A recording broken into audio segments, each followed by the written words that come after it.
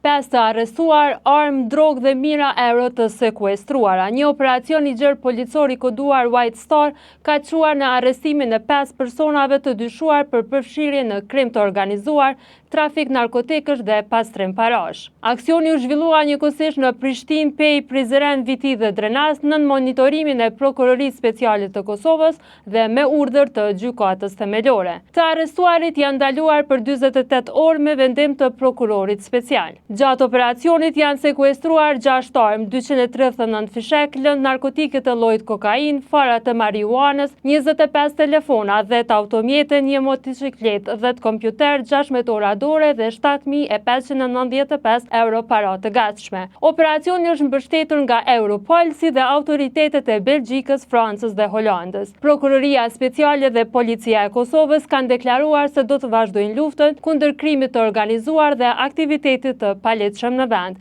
Detajet të tjera rreth këtij aksioni keni në telegrafi.com.